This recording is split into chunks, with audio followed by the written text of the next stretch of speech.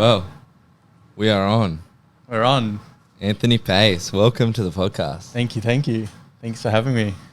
No worries. So, I always like to start the podcast with a bit of a backstory. It ends up always being like, update me, get me up to sort of scratch with things. But what I think will be good to introduce first is your training from, let's say, high school, because I can probably observe where I saw the biggest change. Training from high school, and I guess mentality even around training, or even just mentality overall, from high school to first comp prep and to now. Okay. Let's start with that. Yeah, so with high school, I think it pretty much started when we were doing, I don't know if people refer to it as SLR or PDHPE. Remember when we used to go to Town Centre? Oh, Fit and Fast. Fit and Fast, yeah. Like with our school, that's basically, I think, where it started, where they used to get us to do those little resistance. There's those resistance circuits. So I think that was the first time I stepped foot in a gym, really. I think we would have been like 15, 16 maybe. So it wasn't at High Cab, it was at that Fit and Fast. Yeah, it was Fit and Fast. So actually, Preen had a black membership. Yeah. And obviously with the black memberships, you could bring someone to train with you. So it was like after school, we used to walk to Town Centre, and then I'd train with him. And like obviously a couple of the boys were there as well. And that kind of got me like hooked a little bit, obviously. Like I'd been doing some home sessions before that with just basic weights, but nothing too serious. And then, I think once I found out that you, Maruna, and a couple of the other boys were training at High Cab, and it was still close to school, and like my bus drove past it every day, so I was like, oh yeah, I'll come train with you. And I enjoyed that environment so much better than a commercial gym. Having it be a family gym, especially starting off, like being new into a gym environment. Yeah. I feel like it was just so much more welcoming and accepting, and like I didn't need to worry about like, like I'm so skinny, like is everybody looking at me when I'm doing these exercises? Like I had my friends around me, and even then when we would go and train, like half the gym that was there was us. Yeah. Because we'd go straight after school, and I remember people used to hate it. Like especially the regulars. Oh, far out. Here these guys come again. Like same time every day, but use the squat rack. Yeah, like all five of us, one squat rack, in there for an hour. Crazy. But High Caliber was really like where my consistent training started. And then after they closed up, I'm pretty sure I signed up to Riverstone in 2018. So we actually trained at High Cab for quite a bit. 2 or 3 years after school, I think maybe. Yeah. Yeah, because I used to work in Riverstone, and then I'd drive straight after work. Yeah. Because that was my thing. Like, if I didn't train straight after work... See you later. Oh, man. Like, as soon as because especially working a labouring job back then, like on the tools. Yeah. As soon as I'd sit down, I just like... League of Legends. Especially Games. In summer. Like, sweaty, like crazy. You just want to have a cold shower and just chill out. So... That's it's been my thing of always wanting.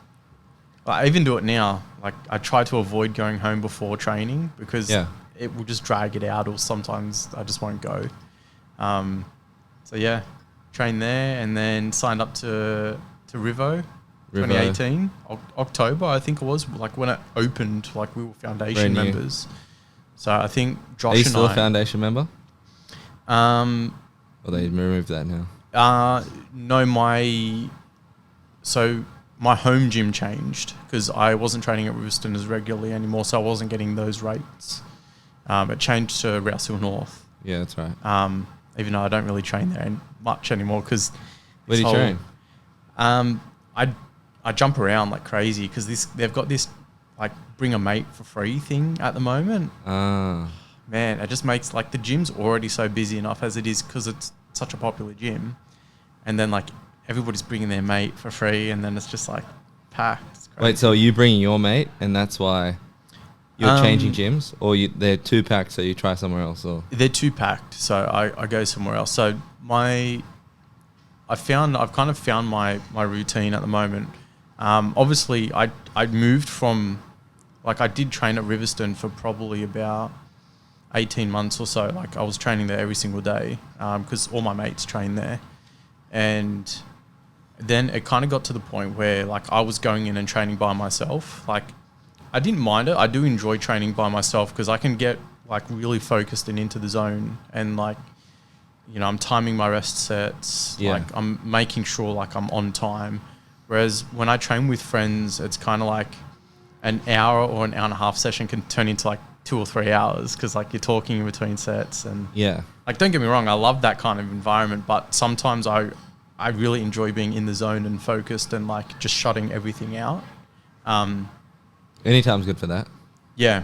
Yeah, because that's what everyone's doing. Yeah. So, of course, unless you have friends there. And then I think I really made the switch when Justin started training again, because he didn't want to train at Riverstone, because So that's one of your mates, for people who aren't in that circle. Yeah, so Justin's one of my friends who I met through mutual friends after high school. And I think he'd been recovered from his lung surgery for a little bit, and just, like, come out of end of a relationship, so he was a bit down in the dumps. And he mentioned to me that he wanted to get back into the gym, and, you know, I was still going hard at this point, so I'm like, oh, you know, come train with me, like, we'll train together. And I feel like it's always good to have a buddy, because, like, you're almost like competition, pushing each other every week. Yeah. So so that's when I made the move to Rouse Hill North, and that wasn't too long after they opened. Obviously then first COVID lockdown happened, and that was... Did you compete before that or after first COVID lockdown? So I competed after first COVID lockdown. So I actually started my prep in December 2019. So this was before COVID was even a thing, anything like that. So, like, hadn't even popped up yet. So I started my cut for my first competition at the start of December 2019 and made it to 4 weeks out, and they pulled the plug. Wait, were you with Matt then? Yeah. So you got to plug Matt. Yeah. So my coach, Matt Lee, Ultra Matt Lee on Instagram. Yeah. Wearing a shirt as well. So have to kind of go back a little bit to come back to where we were. But 2017 and most of 2018, I was just party animal.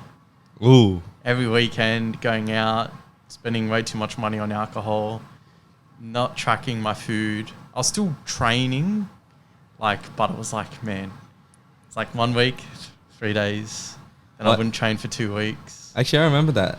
Why did you go through that phase, you reckon? So inconsistent. I think it was just the people I hung out with. I feel like the group that I was with heavily influenced how I was and what I enjoyed doing. Don't get me wrong, like, I had fun.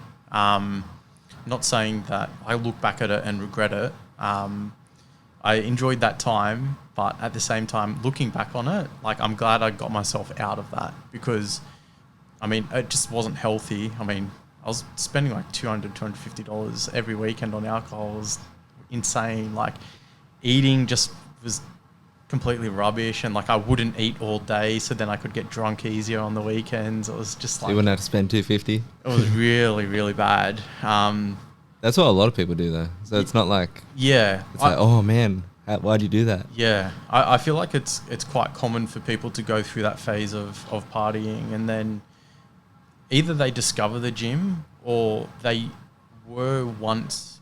Not a gym rat, I should say, but they did have footings in the gym, and then they kind of rediscover it again. Yep.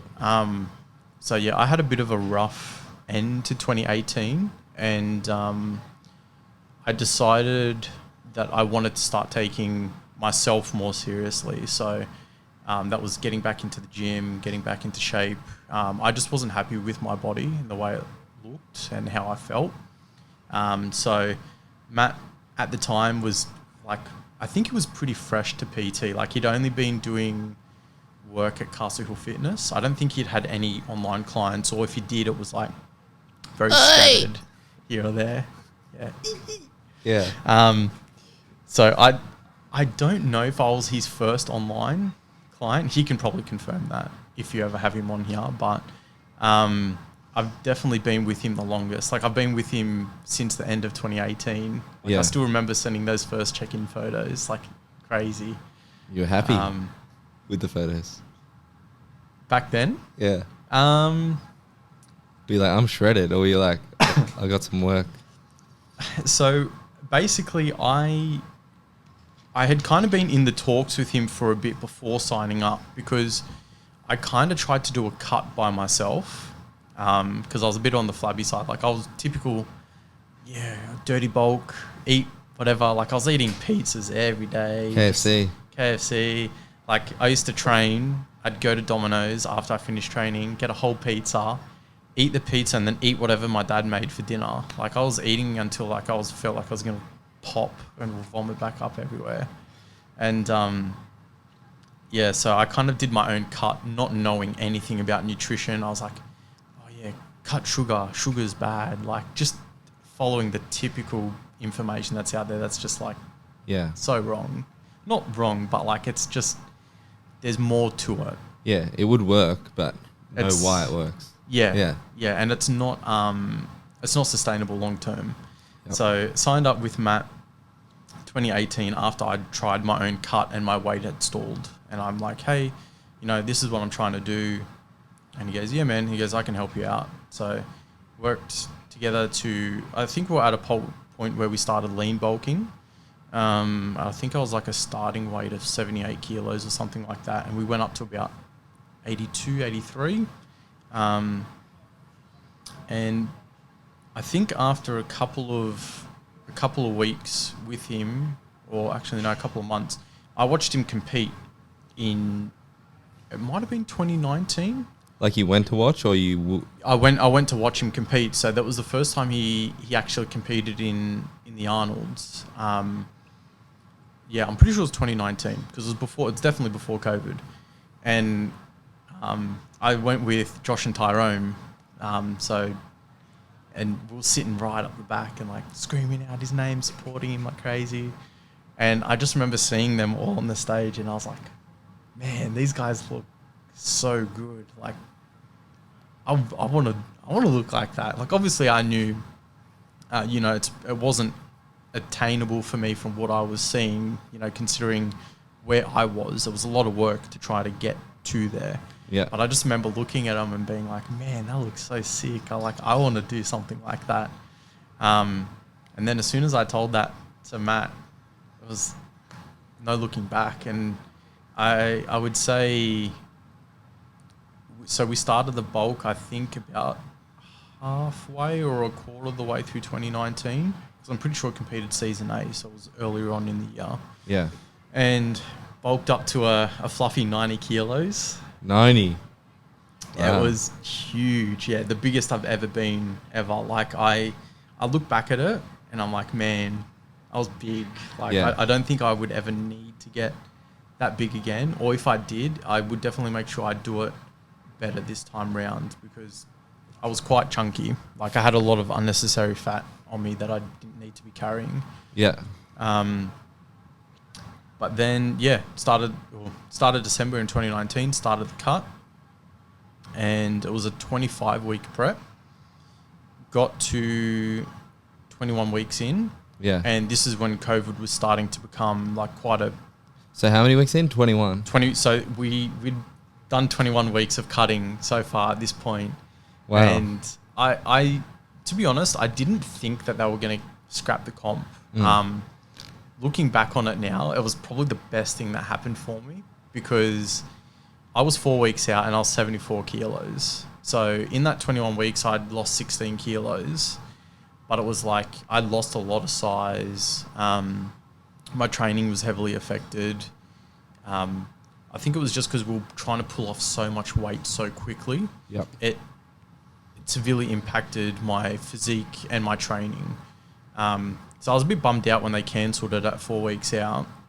Well, because you're like, oh man, my training's gone bad. I've become weak. Like I feel not strong or whatever it is. And then they just cancel it. Oh. And then I was like, man, all that pain and suffering, and like they just pulled the plug. But like it didn't even like hang around to feel sorry for myself. Matt just said, all right. He goes, do you want to compete this year still, or do you want to push it back? And I said, look, compete this year, like if they open up. Yeah. Oh, yeah. So I was aiming to compete in Season A. So they got Season A and Season B. So I think Season A is June or July, around that time usually. Yeah. And then Season B is more towards like October time. And I was like, yeah, man, like I was still keen to compete. So Matt was like, all right, take this time and we're going to reverse diet you and bulk you back up as much as we can and get you ready. And then when we need to, we'll start our next cut down again. So essentially I went through 2 preps in 2020. 2 preps. Yeah. Like obviously I didn't push those final 4 weeks, which are probably the hardest. Yeah. But bulked back up, I think to was like 78 kilos or something. So we didn't put much weight on, but we didn't want to put too much on too quickly because we didn't want to put too much fat on. Yeah. And then we ran a 15 or 18 week prep and got down to 70 kilos. So overall, over that close to 12-month period, I dropped 20 kilos to step on stage. Wow. And like it didn't sink in how much I'd lost until like I was picking up a 20 kilo plate one day at the gym to load it on when I was like approaching my stage. And I'm like, man, like I've lost this off my body. Like this is heavy. Yeah. I'm like, this used to be on me. Like it's crazy to think of it like that. So yeah, competed. Then it was the 31st of October, 2020 on Halloween. Ooh. First competition. So I was going into it with the mindset of, I just want to enjoy myself, have fun. It wasn't so much like it would be nice to win. Obviously everybody wants to win when they compete, whether it's powerlifting or bodybuilding. But I was there for fun. Like I just wanted to see how far I could push myself, what I was able to do, and ended up taking, I think, 3 4th places. No. Yeah, 3 4th places and 2 participation trophies. So, or medallions because they gave you medals on the day. But I was happy. Like I was really happy with how I looked. And then after that, started the reverse diet. So Bulk back up. yeah, although Wait, reverse turn diet, this a bit that way, towards you, a bit more. is it cutting? That's better. It's cutting a bit in and out, is it? Yeah. Yeah, I was gonna say I think I could hear it too. Yeah. So you reverse dieted, and was that worse or better this time? Because you seem a bit concerned about it. That's why when I got the Cokes, I was like, oh, this guy's gonna want no sugar. Yeah. And even when I messaged you about podcast, I was like, oh, keeping steps high, and you're like, yeah, I got to keep that reverse diet. Yeah. So I would say mentally, I'm probably better this time round. I didn't realize I really struggled coming out of my first prep, obviously, because, you look amazing to yourself. You're like, oh my God, like shredded. Yeah. I love the way I look. I couldn't let go of it. Like, I think we did our reverse diet, and obviously I'd put a little bit of weight on. I think maybe like 4 or 5 kilos. The first time? Once the reverse had kind of finished. I think we ran about a 8 or 12 week reverse diet. Yeah.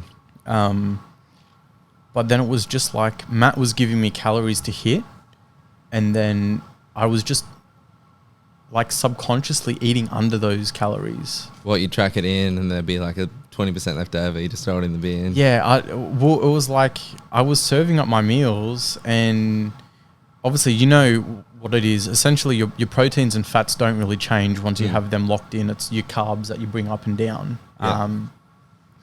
So like I was hitting protein and fat quotas. That wasn't a problem. But like I'd get towards the end of the day and I'd have like 50 or 60 grams of carbs left, and I'm like, oh man, like I can't be bothered. Like I'll make up for it tomorrow. I'll eat more tomorrow or something like that.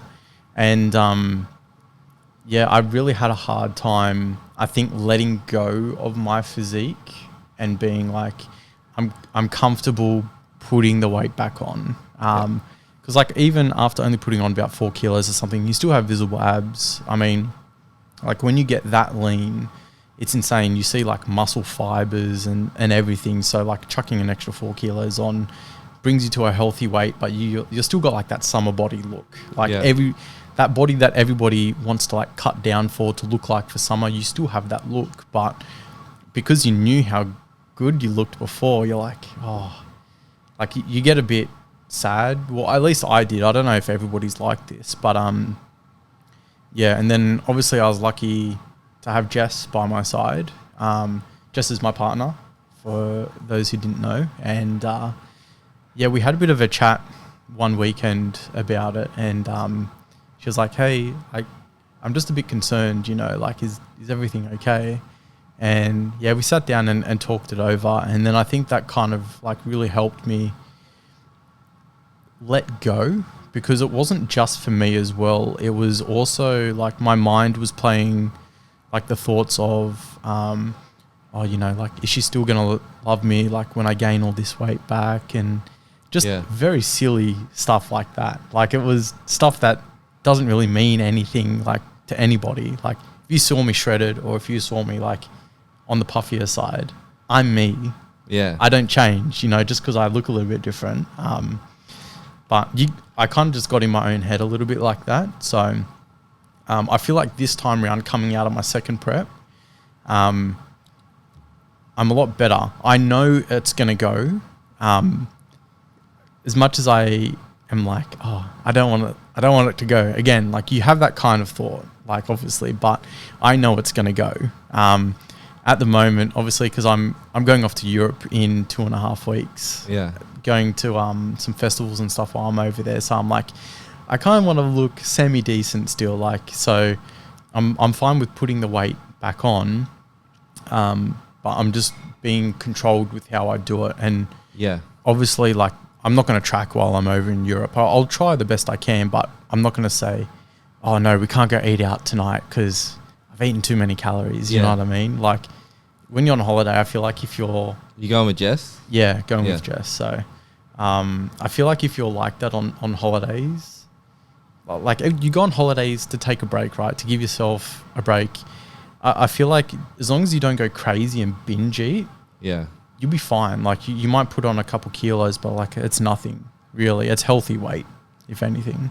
Do you think that second time round, you're like, oh, well, I was able to lose the weight again a second time. So, you have that capacity to lose the weight again if you need to. Like the first time, that was the first time you ever felt that shredded, that lean, that amazing. Maybe it's like, oh, if I put it on, am I going to be able to get back to this feeling again? Like, yeah. I think that was a bit of a concern as well. Because like I've heard a lot of things online. It's like, when you get that shredded, it's like it's so much harder to get that lean again, or like whatever. Like I don't know if it's BS or whatnot. I still haven't looked into it. I just put all my faith and belief into Matt that he knows what he's doing. His knowledge from my first prep to my second prep, crazy, bro. He's improved like tenfold, and that's good. His client base is a perfect example. Like I was his first one that he ever took through prep, and since he ran my first prep, I think he's done 4 or 5 other people's preps. I know this season alone he had 4 people competing, as well as himself. He competed too, so his work ethic was just insane. Like that's cool when crazy. You develop with your coach. Yeah. It's like, obviously but you still know them for them, right? It's not like you're like, oh, why was I with him before? Because you're like, you don't care. You like the fact that he's growing, developing, providing more value. And yeah, I agree with that part. Like, it's cool feeling that development. Yeah. Yeah. Well, I feel like, obviously I can't talk too much because I'm not in the fitness industry, but I feel like if you're out there looking for a coach, if the coach you pick is complacent with his knowledge and isn't looking to constantly expand and learn more, he or she is probably not the best coach for you, or for anybody in that matter. I feel like if you're a PT and you get comfortable once you've got that certificate, I might be being a bit too critical here, but I feel like it's important when you're providing that kind of service to always broaden your knowledge. And that only benefits yourself as well, because it opens your range of clients way more. Like, rather than just, having people, here's your program, here's basic nutrition. You can kind of go more into depth. Like, you can prep clients for bodybuilding, or what Matt does, prep clients for, other way around, prep people for powerlifting, and Matt prepping people for bodybuilding. So I feel like it's very particular and you need to be quite knowledgeable in that area. But if you never broaden your skills and like a sponge, you want more and more information all the time. Yeah. I feel like that's probably not a good quality in a coach if they're not constantly trying to learn. Yeah, 100%. And I see it with PTs a lot. Like, the best information or the new information is always changing. Like, the best way of doing something before was broccoli and fish.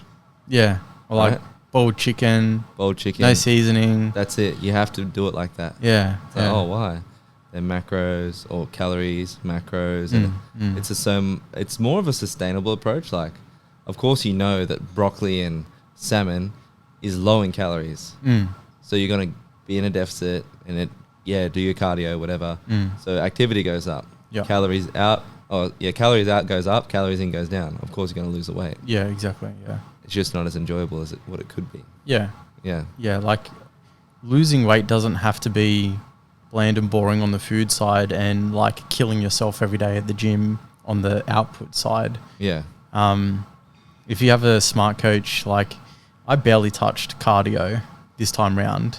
Just like, steps? For 10 weeks, it was just steps. Yeah. And then at the 10-week mark, I did HIIT cardio for 2 or 3 weeks. So it was on-off on the rower machine, 10 minutes. And then Stairmaster. Like, we did Stairmaster for 4 weeks, maybe. Like, I cut my cardio 3 or 4 weeks out. Yeah. Matt goes, all right, we're where we need to be. You can chill. And another thing that kind of played with my head was I was like stage ready at 72 kilos, right? But because my last stage weight was 70, I'm like, oh man, we need to push for 70, don't we? Like, yeah.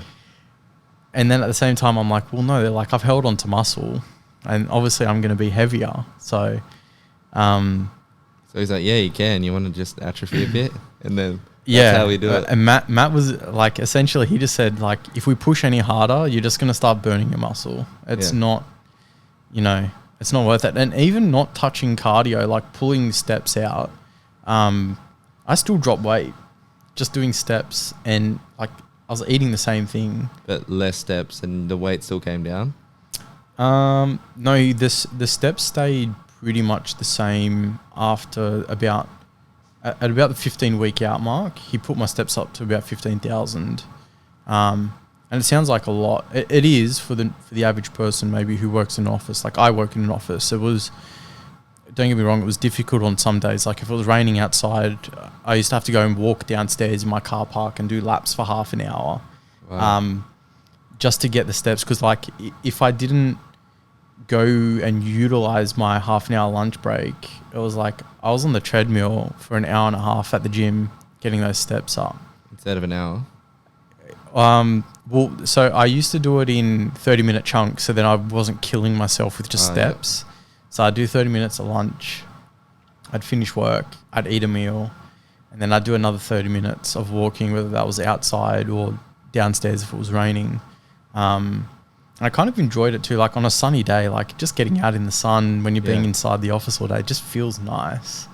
And then I would go train and then do another 30 minutes or something, or just enough to hit the daily steps. So I'd sometimes leave like 500 or 1,000 steps because like obviously walking around the house, doing meal preps or whatever, you're going to do more steps. But so on the timeline, we got to the second comp. Oh, sorry, the first comp. First comp. Yeah. We're still on timeline. All right. So yeah, after the first comp, so 2 encouragement, 4th, or 3/4 was it? No, it was 2 4th places. 2 fourths. Sorry, 2 4ths, 1 5th. 1 5th, yeah. Yep, and like 2 participations. I think the participation was in my opens categories. So after that reverse diet, we went through that little hiccup. Then we put the weight on nice and slowly, so didn't gain. Wait, what was the hiccup? That little hiccup of like me not wanting to let go of my shreds and whatnot. So went through that little hiccup, which I think I kind of got over in early 2021. So I would say like I got the ball rolling again. We'll just say in February 2021. Weight was steadily coming up, maybe like 200, 250 grams a week. Some weeks, obviously, it wouldn't go up. Other weeks, it would go up a little bit more, just depending on how my eating was going. And then I think, when was the second lockdown? When was it? 2021? July. So essentially, we bulked up, and I was training consistently. I think it was like 5 to 6 days a week. I think I had a 6-day a week schedule, and my 6th day was just shoulders because my shoulders were my weak point. So we wanted to work on that. So I was training 6 days a week, most weeks. Obviously, if something came up on a Saturday, it was like gym, social life. It's like I've just sacrificed so much time of my social life in prep. So, I can sacrifice a week here or there of not training. Yeah, on the weekend. Yeah, on the weekend, and go out with friends and go out with my girlfriend and whatnot for food or with family or whatever. Sanity. Yeah. I mean, you got to find that balance as well. Like, especially going through prep when it's like the scales like this and gym is just like taking up everything, every free moment. So I kind of felt like I had to give back to Jess as well, considering I'd put her through that whole prep. I'm like, free up a little bit of time for her. It's in a relationship, you got to do that kind of stuff, and then it would just be like, I might just chuck that shoulder workout in throughout the week somewhere, like add it on to a leg day or something like that. Yeah. Then lockdown hit, and I was quite lucky. I had a very basic setup at home, a little bit less than yours. Like I have one of those like multi-benches that has like the leg extension on it. Yeah. So I could do leg extensions, I could do hamstring curls, like laying hamstring curls, flat bench. I did some like kettlebell squats. So Matt did a whole like lockdown routine for me. Yeah. Essentially we tried to like stall weight gain as much as possible. So really dragged it out. But obviously because your physical output isn't as high. So we didn't want to gain too much. Did you work from home? Or were you going into the office? No, I was the only one working at my work in the office. So for, I think it was like 3 months we were in lockdown or something it was just me. For like 8.5 hours, 9 hours a day. It's just so lonely. So isolating. Like I did enjoy it. And there were some days where I'm just like, man, I wish I had my coworkers in here. The workload was just insane sometimes. And for the most part of lockdown, training was okay. Like I remember like seeing your page a lot when you were renting out gear to your people who trained at your gym and doing outdoor sessions, and I'm like, that's really good. Like the fact that some people actually made the effort still to, I mean, at the end of the day, you got a business to run, but like you don't see your clients as just money coming in. Like you have a very good client relationship with most of the people that train in your gym, I feel. Yeah. And that's yourself, Jose, Francis, Brad, Luke. I've met most of the boys from the UHP gang, and they're all real good people. Thanks, man. So it was good. Like, I really enjoyed seeing. I was always watching UHP, and I was like, oh man, it's so good. Seeing people still getting out and training, and then so that was kind of not that I used it as motivation, but at the same time I was like, well, if other people are still doing it, then I should still try my best. I kind of lost motivation in the last 2 weeks. It was a big struggle, and that was because training at home is I've never been good with it. I sit down, man, it's 10 o'clock. Oh man, I need to train. 10 p.m. 10 p.m. Yeah, it was bad. Sometimes I'd be half an hour. Yeah, I'm just going to watch this video and then I'll go and train. And then I'm a little bit past half an hour had gone by, and then it was I'll wait until 8 o'clock, on the dot, I'll get up and go. And then something would distract me, and then I'd just push back and back. Some days I wouldn't train at all. Other days I'd go in and the sessions were just so bad. You know what it's like when you just don't have a good session. Yeah. And then we came out of lockdown. It was October, I think, wasn't it? Yeah. Yeah, October. And I think I'd only gained about 1.5 kilos or 2 kilos over the lockdown period. So it was relatively low. Obviously, I would have liked to have spent that 3 months bulking properly, training at a gym and whatnot, but just had to make do with what we had. But came out in October, pushed hard for that last 4 weeks, and then started the next prep. Wow. So again, another 25-week prep, which is insane when I think about it. I've spent 12 months of my life restricting food and all that stuff just so then I can get on stage 2 times. 12 months so far. 12 months so far, yeah. So I do plan on competing again, but I'll get into that in a second. Yeah. So started the prep. I think going into this one, I knew I could lose the weight because I'd done it before. Yeah. And I was only starting off at 84 kilos this time compared to 90 last time. So I didn't have as much to lose. So we gave ourselves extra time, but to take it nice and slow. I was having diet breaks here or there, in the first 10 weeks. And then from about the 15-week mark, I really cracked down, food, meal timing, to maintain protein in the system and whatnot. And pushed all the way through. Started getting difficult at about the 5-week mark. I'm not going to 5 weeks out? Yeah. Yeah. I'm not going to lie. That prep that I just did was so much harder than the first one. Really? So much harder. I got leaner than what I did the first time. I had striations on my glutes, and I didn't need it. I didn't need to be that lean. Why? It's covered up, hey? Yeah. It's not like the bodybuilders that wear the kind of the G-string where their ass cheeks show. Yeah. And they get crazy lean. Their chest, their ass has striations across it like a chest does when it's lean. Just for context, everybody's probably seen a lean chest when the striations come across. Yeah. They have that essentially on their glutes. I wasn't that lean. That was... And the glutes are an area that has naturally got fat on it, right? Yeah. So that's why.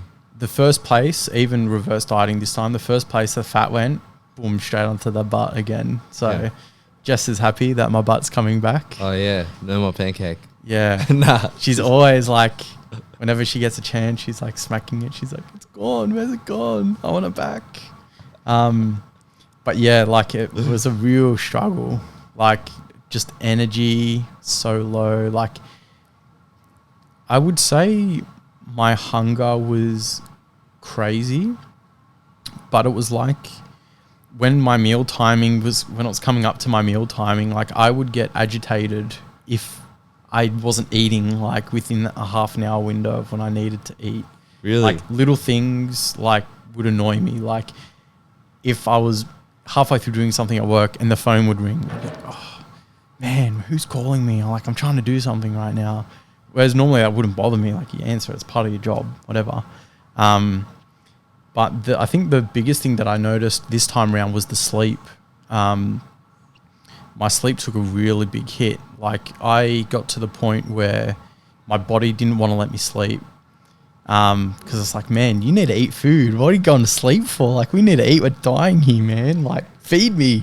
What the hell's going on? In order to sleep, feed me first. Yeah. So, like, I used to have to, like, sit there and, like, force myself to sleep. I'm like, no, you go to sleep. So, yeah, I've actually only in the past week or two just actually started to feel tired again, like at night time, which is great. Like, my head used to hit the pillow and, like, within 5 minutes I was out. But I got to the point where, like, I'd lay in bed for like half an hour or an hour at some nights. Just like looking at the ceiling. Not even, like, my eyes were closed. Oh, you're forcing closed. Trying so hard to sleep, and I'm like, man, like, I'd get in bed some nights at 12 o'clock and I'd be up until 1:30. Just no sleep. But then what about when you need to wake up? When I woke up, not tired. Really? Not like The body's like, just survive. There was some nights I was getting 4 hours of sleep and working an 8-hour day, and I'm just like, how do I not feel tired right now? Like, obviously it was like, I hear that from a lot of bodybuilders actually. Like, the mindset's just like, you just have to do what you need to do and do it. Yeah. So it was like, you know, I was getting more body tired, not mentally, like, to the point, not tired like, oh, my eyes are like drooping closed, like I'm struggling so hard to keep them open. It was like my body was just like, oh, so sluggish, and like just didn't want to move. And I'd go for my 30-minute walk at lunch and I'd come back and I'm like, my legs are exhausted. Like, I feel like they weigh 100 kilos. Yeah. And then I would go to the gym and then still push weights that I was pushing 5 weeks prior. And I'd sit there and laugh sometimes. Like, one of my mates I trained with, I'd laugh and I'm like, this shouldn't be possible. There's no way I should be moving the weight I'm moving now with how depleted I am compared to how I was 5 weeks ago. But it's because the muscle retention was there. So, like, I was just amping myself up on pre-workout. Mind you, the one I use isn't very high in caffeine. It was 160 milligrams per scoop. It's more of like a focus and pump blend. I use Switch Power by Switch Nutrition Power. But yeah, so I'm now at the moment, like, after competing and everything. Wait, you're still on the timeline. So you're getting tired?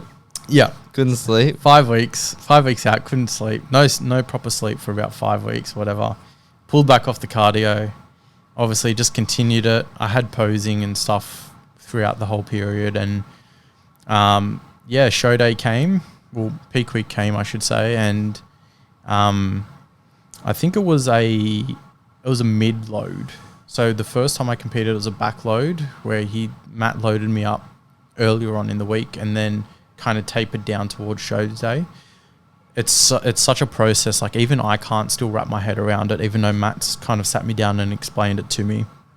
It's just about getting glycogen back into the body, so then the muscles get, you know, used to having it back in the system, getting a pump and feeling good again. And yeah, glycogen, obviously, you get from carbohydrate sources. And when I was on like 160 grams of carbs a day, and then Matt was on my biggest high day, I was on 350 grams of carbs. I was like, oh yeah, this is so good.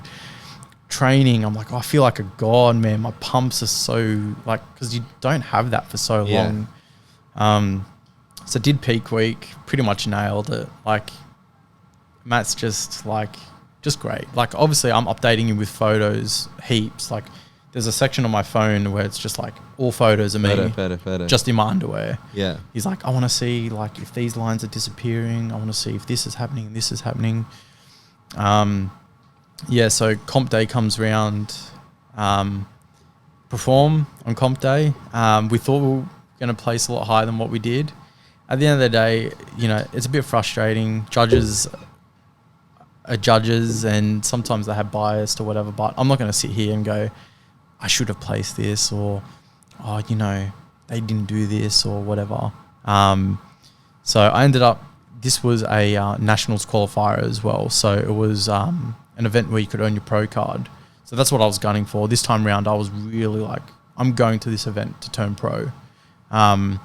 So I had different mindset, everything, which I think was the reason why I was a bit more like upset after. Like I wasn't like upset, like sad or angry.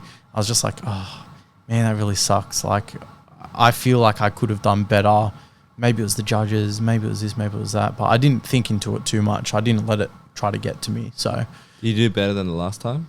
Well, considering I was like up against the best of the best from each state, because you have to place top 5 to qualify to come to this event.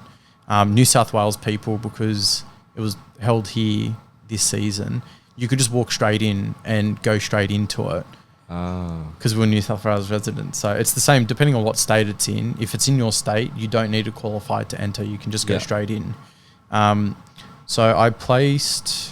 I competed in 3 categories. So I was in men's physique. So my first comp was men's physique. This time I did men's fitness. Now, the difference really... One wears board shorts, men's physique, and more of a V taper is preferred for men's physique, and leanness and overall symmetry. Yeah, that's kind of what they judged off for physique. For fitness, I don't know what they judge off because there was no criteria sheet or anything like that. Yeah. So I was just like, obviously it's going to be similar. They're going to look at posing, stage presence, how well you present yourself, crowd interaction, leanness, symmetry. Like it's just kind of a standard, I think, across the board. So I competed in rookie, novice and opens. I think in the rookie I placed, I think it was 4th in rookie. It was stacked. There was like 10 people in that. So I was quite happy with that I still managed to place top 5. I'm happy with that. Yeah. And then competed in the novice, where I got 3rd place in the novice. Oh, so, you did? Yeah, so less people in the novice, because I think novice is the rules of competing in novice is that you haven't won an opens category. Yeah. Whereas rookie is your first year competing in that category. Yeah.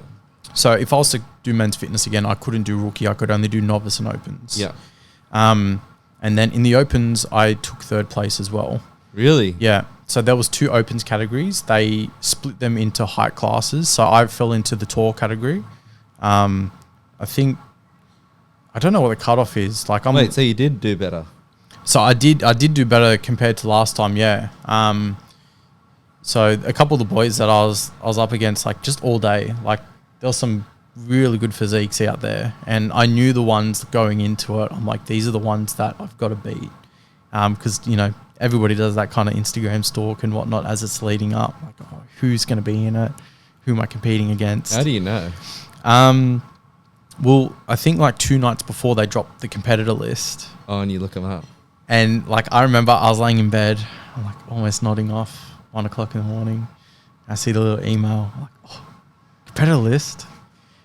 I'm like, I shouldn't go into it. And then I opened it, I went into it, and then I got really excited that it was there. This is how close I am. It's almost here. And then it took me half an hour to get back to sleep again. So, so overall I placed better, considering I'm versing boys from all around Australia as well, compared to my first event. That was just New South Wales based. So overall placed better, and my physique was so much better than the first time around. I mean, I was 2 kilos heavier and leaner. Yeah, so more tissue, more lean tissue. Yeah. Perfect. And now I am almost 3 weeks. No. Yeah. This weekend I think is 3 weeks post-comp. So still got like patches on my tan that aren't coming off properly. Exfoliating just didn't want to come off, but still got vascularity. Yeah, still got some veins. Yeah. Still there a little bit. So So I just had, actually no, this weekend's the 2nd week post-comp. Oh, okay. Yeah. So Matt gave me a free week basically last week. He's like, you can do whatever. Don't go too overboard. Essentially, it was like if people wanted to go out for food, we'd go. I tried to be sensible during the week, like meal prepped and whatnot. And yeah, then had my check-in on Sunday just gone and got my new macros. Yep. So we never really do anything off calories ever. It's just always macro based. So at the moment, fats has gone back up. So just to put in perspective, my lowest point of prep was 170 carbs, 40 fats. Ooh. Yeah, so that was causing some big mental fog like crazy. A lot of people, unless they've been in that position, don't realize how important fats are for like mental clarity, mental focus, and all that kind of stuff. And 210 protein. So Right. proteins come Still. down to 200 now. Carbs are up to 250, and fats are back up to 70. So Oh, nice. Yeah. Only 10 less than me. really, I'm on 80, yeah. 180. What carbs? I'm on 80 carbs. Oh, 80 fats. 80 fats. Oh, okay, yeah. I was gonna say, I'm like, carbs. What are you talking about? I'm like, you eat like 500 carbs a day or something like that, don't you? Oh, yeah. 650. Yeah. Oh, far out. I remember the highest I got was like 400, and I'm like, I feel like I'm constantly shoveling food into my mouth all the time. Yeah. Well, the only one question that I really wanted to ask Yeah. was, so we've done the timeline now. Yeah, We're here. far out. That took away. I knew this was going to happen. I've got a bad habit of talking way too much. So, yeah. Sorry, And continue. The one big one that because I'm walking up to server, getting a drink, and I'm like, where was the switch? Because it's sort of like, not everyone goes down that path of like that's pretty extreme. Like the mental fog, your body not sleeping, like the mind staying on, and it's basically, I don't know, without putting it in technical terms, it's in survival mode. Yeah, And it takes mean, a bit of mental grit to get down there. But Mm. where in your training or even in your life mm. was that switch to mentally be able to do those things? Was it literally just, oh, I want to do a bodybuilding comp? Like, what made you then want to do a bodybuilding comp? What made you want to step away from the party scene? What made you want to really, like, that's massive investment. And even in Yeah. high school, I can be like, the Anthony Pace in high school wouldn't have done that. No way. Yeah. I mean, my Chicken for Peppy? Oh. Like, I'm giving you Pepsi Max and you give me 4 chicken sandwiches. bro, And I'm I'd like, come oh, to sweet. school. I'd come to school with like a bag full of lunch, and I'm like, You what? "Do you want it, bro?" I still got that photo of you with the half-eaten sandwich tucked into your front pocket, and you're like, and then like all I remember thinking back then was like, I'm training 3 days a week. Why am I not putting any weight on? And now I look back at it, I'm like, well, you weren't eating enough, you dumbass. Like, you're giving all your food to this guy. I wonder why he's such a beast. I made you in high school. Peanut butter, like rolled on paint roller. That's good. Low fats, high carbs. See? Yeah. Although it all went straight to you, so like it didn't matter anyway. But yeah. No, I don't know. Look, I think Where was the switch? Because I'm like, yeah, that's the biggest thing. I'm thinking like, whatever it is, it's like if someone's like, oh yeah, I want to do that, but then they maybe try and don't do it.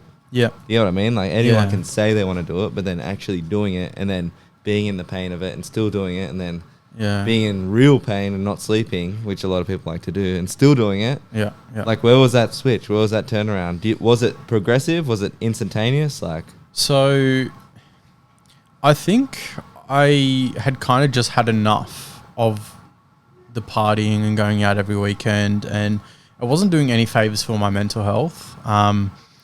And I think it wasn't so much like a massive 180, right? Like I kind of said to myself originally, I was like, okay, I'm not happy right now. And my happy place, which I found, was the gym. My gym was a great outlet. If I'd had a shit day, if I was feeling angry, if I was feeling sad, I'd go pump some weights, and I felt so much better instantly. And like it's actually proven, that physical exercise can help with like people that are struggling mentally. Obviously, some people, a gym session isn't going to change it. They need to be medicated and whatnot. But mine, I was able to overcome myself with, changing my quality of life, being more active, having healthy outlets rather than, going and drinking. And then I'd feel good for that period of drinking. And then when I'd sober up, I'd feel like shit again because like I enjoyed myself so much, but boom, crash back to reality. Yeah. And I'm quite lucky that I had to drive everywhere. Otherwise, I probably would have been like in like territory of becoming an alcoholic because I really enjoyed drinking alcohol and going out and just the way it made me feel. And the one factor stopping me was the fact that like, oh, I've got to drive to work. I work 5 days a week, you know. I can't be drink driving because if I lose my license, then no job, then I can't go out and drink anyway. So it was kind of progressive, like slowly progressive. And then it was like when I saw Matt compete, I was kind of on the road to recovery anyway, and I was so much happier with myself. And I can safely say seeing Matt compete was my moment of, man, I really want to try that. But because it was unknown for me, I'd never been into it. I didn't know what I was getting myself into. The best part about it. And I think that's probably the reason why I did it. I mean, had I known it was going to be as hard as what it was going to be, I probably would have been like, man, fuck that. That does not sound like fun at all. Like, you lose your sex drive, you've got no energy, you can't eat food. Like, I knew obviously you had to restrict food and you'd have to do cardio. I'm like, oh yeah, I can do that. Yeah. Yeah, I can train and cardio and cut down on food a little bit. But at the extreme end, like, you're really pushing yourself. Like, I tell Jess, like, I'm killing myself on a controlled scale. Yeah. Essentially, that's what you're doing. You're starving yourself to death. Controlled But it's like you're not getting yourself to that point of, oh, you're going to die. Like, you're going to roll over and die. But it's like your body is screaming at you basically. Like, yeah, your body doesn't know that. Like, your body's like, dude, what's happening? We're dying. What the hell's going on? Like, so I think my biggest thing was not knowing what I was getting myself into. I think that was a factor that really helped. Like, if I had known exactly how I was going to feel, what I had to do, I probably would have been put off by it a little bit. Is that why the second time was harder? Because now you knew. So with the, it's funny you say that. So with the second time, it was almost like I forgot how bad it got. You know, like, it's kind of like how women say when they give birth, right? Some of them will give birth and have a horrendous like experience, like the pain, and they'll just be like, I'm never doing that again, ever. Yep. Then a year or two goes by and they forget it. They forget how bad it felt. Can't be that bad. They forget, like your brain forgets every tiny detail. Like, you just remember, it was a shit time, like, it wasn't that good. Like, I felt hungry, this happened, but I don't think it was that bad.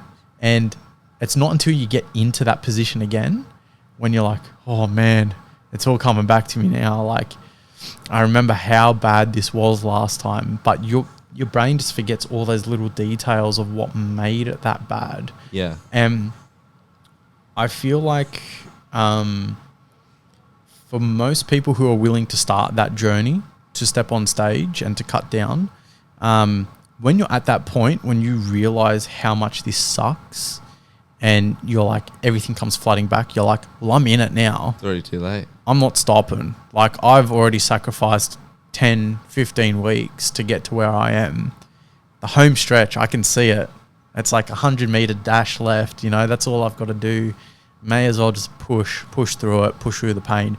And I think that's why people will do it over and over and over. It's not like, you know, experiencing pain one day doing something. Like, if you kick your toe on the corner of your bed and you're like, oh man, I feel like I'm dying, the pain that I'm in right now, you're going to remember tomorrow not to kick your toe. Yeah. And, you know, after a couple of weeks goes by, you'll forget how painful it is until you kick your toe again. Yeah, you're like, oh, I don't need to do a big step over that thing. Yeah, you get lazy and then like closer, do something. Yeah, but it's like, you're not going to kick your toe every day on that bed, you know what I mean? Because then that's a constant reminder of that pain. And with the prep, obviously, the closest you could do your next one is 6 months after, because the comps are usually 6 months in between. But I don't know anybody who does a prep, comes out of prep, to then prep again, because season B is 20 weeks away right now. Yeah. So you'd need to start it now, essentially. No way, man. Far out. It's fresh in my mind now. So I would say, man, I'm not putting myself through that again. Well, you're still in it, right? Your hormones are recovering, strength's coming back up, and yeah. So I would say, I don't know how long it'll take for me to get back to baseline. I'm actually going to go get a blood test done sometime this week or next week, because I had my blood test done when I was at the peak of my bulk, and I've always been, curious to see what the difference was. So it'll probably be a couple of weeks still until like I'm back up to normal levels, but I can already feel the difference after a week and a half, 2 weeks. Like, I'm already sleeping better. My strength is already going back up again. I don't feel tired. I don't feel constantly hungry. I'm not getting mood swings. So like I've recovered quite quickly on like the hormone level and the mental level and that kind of stuff, without, still looking half decent. So yeah. So basically what I got from that was, well, you don't even know how painful it's going to be. So just start it. Have someone to guide you and tell you how to go through that pain. Yeah. And once you're in. So pretty much. Yeah. You've already jumped off the cliff. Yeah. So it's all like, you got to land now. So find out how the best way to land. Yeah. Do that 100-meter stretch. Yeah, exactly. So I feel like once you start, like, it's such a gradual change at the beginning that it's not super noticeable until you're right at the end. Yeah. And then you kind of tell yourself when you're there, okay, I may as well just finish it. Well, do I want to do this again? I don't know. But then, some time goes by and then, you forget it. And then you're like, oh, it'd be pretty cool to do that again, actually. So Let me double check what this person's saying. Okay. Oh no, I don't think know. he's just looking. Yeah, just seeing what we're doing in here. Yeah. Yeah. Well, I guess the biggest thing I'm thinking of is what makes you want to recompete again? Because I know that there's a lot of people that don't do it again because they have sort of bad experiences with it, or there's something that they really sort of, that mental state really dropped and they weren't able to recover from it, or they blew out and they just got way, I don't know, overweight, for example, and then they remember how lean they were and they came back out. Like, one, what do you think helps that not happen? But also, two, what makes you then want to do it again and in the future feel that pain again, feel the hunger, feel the... So I would say the reason why I would consider, and I am considering doing it again, like even after being all that through, like, so I'm kind of going against what I said before about how you forget Never about do it again. Yeah. But I think the main reason why I'm kind of interested in doing and investing that time again is it's just setting myself a goal, really. Like, I want to see if I can beat it. So it's all about like self-drive and push, right? It's I feel like it's kind of similar to powerlifting, how you're always trying to progress, right? Yeah. It's just with bodybuilding, it's very harsh to get to that stage where you can see if you've progressed or not. Whereas it's like with powerlifting, I feel like, obviously you push yourself on the food side of things and on training side of things, but it's like you're not, it's hard to put it into words, but like you're not pushing yourself to that level, right? Where some people, Dylan, for instance, I know he's done powerlifting and bodybuilding, so it'd be interesting to see what his take is on both of them if you ever have him here on the future. I'm kind of interested in powerlifting at the moment because Jess kind of wants to get into it as well. So I feel like it'd be interesting in the off season, to see how I could push. But the reason why I'd want to do it again really is, to have that photo of when I was last on stage, and to have that photo 2 years or 3 years later when you do it all over again and be like, yeah, man, I look even better this time round. So it's just setting myself the challenge. Like like I could be content with never stepping on stage again. Like I'm planning on having about a 2-year off season. I might go on off season. I'll just be like, man, I don't know if I really want to put myself through that all over again. Things could change, like, not saying that I'm going to, because I don't see myself having kids for ages, but like in 2 or 3 years, you could have kids. Yeah. And when you have kids, man, things change. Like you got to put your kids first, and then like you got to be very selfish when you're in prep. Like your friends call up, hey man, let's catch up, let's go out for drinks or for dinner. Nah man, sorry. Like strict protocols, like can't eat, can't drink. I'll come out, but like I'm not going to spend all night out with you. And it's very self-centered, and I feel like the only thing that would stop me from competing again is big life changes. So like maybe getting married, having kids, maybe moving to a different country, moving state, something big to happen in my life where my focus shifts from predominantly gym to something else, right? Like my career could be taking off and I'm like, okay, well, I'll still focus on the gym, but I want to push to improve in my career. Yeah, so as long as there's other improvement elsewhere, that would be the only sort of thing that stops you from then driving more into it. Yeah, unless there's like another focus point that takes over in my life, that would probably be the only thing stopping me. Like I know for you, obviously owning a gym, you're in that environment constantly. So it's kind of, and not that I say that's kind of easy for you, but like, because you're in that environment, I feel like you can kind of push it together. Yeah. Like, because your training and your business kind of go hand in hand, considering you're in a training environment 24/7 when you're at work. Yeah. Yeah, but I feel like that's really the only thing that would stop me. And what was the other question? You said there was one other one as well. Yeah, it was like what do you think helps keep that sort of mindset post comp? Like I see two people from the outside. I'm not a bodybuilder competitor.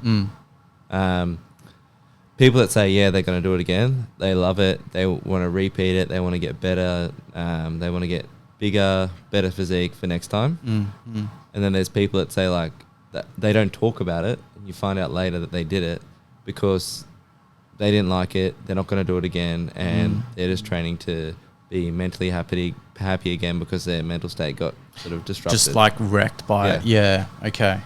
Yeah, because some people can put themselves in eating disorders from it. Yeah. Like I feel like I kind of almost slipped into one with not wanting to put the weight back on, but like I was never sticking my fingers down my throat to make myself spew the food back up, so that was good at least. But I feel like the way to not slip into that,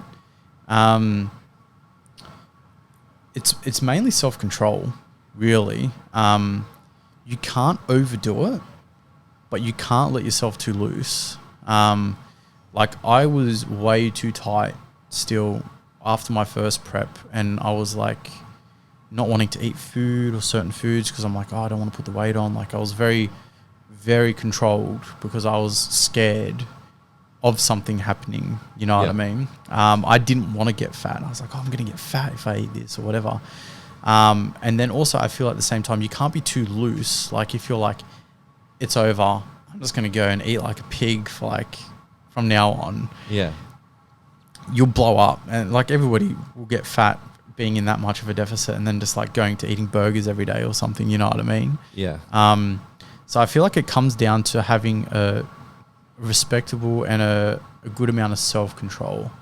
Having like an overall decent amount. Like self-control is even just something as simple as like, okay, I'm going to make sure I get to the gym 5 times a week or 3 times a week, or I'm going to make sure I hit my step target, or like, you know, I'm going out for dinner tonight, so I might restrict my meals earlier on in the day just so then I'm not blowing my budget on my calories, you know. Some people might think that some of that stuff is a little bit far-fetched, but coming out of a comp, your body's still in quite a sensitive position where like you don't want to be feeding it too much, but also you still don't want to be starving it. Like you want to be feeding it consistently, like how you were leading in to the comp. Like you're constantly giving yourself food. You're just not much food. Yeah. But it's like you don't want to feed yourself too much after the comp, and you don't want to feed yourself too little. And it's just about finding that healthy balance. Yeah, the fine line. Not going with it. All right, I'm done now. Bang, out of it. Like there's still more of a stretch. Yeah. Yeah. Yeah. To make sure you don't fall into, I guess, bad habits and Yeah. you have that healthy relationship with food and training, I guess. Yeah, yeah, because you can kind of lose your relationship with food from a prep. Like I got to a point where like I would see food as macros, and I had to in order to know what I was eating. But I feel like this time I've been able to take a step back. Like I went out for dinner on Tuesday to Korean barbecue, didn't track it. Yeah. I was just like, won't go too crazy with what I'm eating. Restricted myself a little bit earlier in the day, like just drop carbs a little bit, fats a little bit lower. And I think after doing the first comp, then bulking up, then cutting again, that's given me so much more knowledge on how to just like manage food. Whereas some people would just eat a normal day and then go out and eat that dinner on top. And that's where it's an issue. Yeah. So it's like, if you know you're going to have a big meal, that's fine. Like you shouldn't not be able to eat that meal. Go eat that meal. You've just sacrificed 6 months of your life, not being able to go out to enjoy yourself. Go out, enjoy that meal, but be responsible throughout the day. Don't be like, work's getting ice cream, for dessert after lunch. Oh yeah, I'm going to have like a whole tub to myself, knowing that I'm going to be expending a lot of eating a lot of calories later on in the day as well. So it's about like having that healthy balance coming out of it. If one thing's off, it can throw you off coming out of a prep. So I get that. Like the scales you said, like gym, training, it's there. Yeah. But don't then make it turn like this. Yeah. Like slowly level it out. Exactly. If it's too fast, see you later. Yeah. Like it might, and don't get me wrong, like when you come out of it, you're going to have a bit of fun. Like I ate a burger and like 6 donuts or 4 donuts or something like that directly after my comp. Or you can eat wings. Yeah, that's coming up as well. Like I've got fun stuff that I'm doing. Like I'm catching up with people that I haven't seen. I've got Europe. Like I'm not too stressed about it. But it's like, because comp prep is so one-sided. It's like gym, food, steps. It's like all so heavily based, and like your social life is basically non-existent. Yeah. You can tip the scales like this. Like I had a whole break from training at the gym last week. This is my first week back now. Yeah. Like if they do start to go out of whack, you just need to realize it and balance it out a little bit more. Yeah. Like I'm sure with yourself as well. Like, I mean, you got a 2,000 streak on MyFitnessPal. Like, oh yeah, insane. Like, crazy.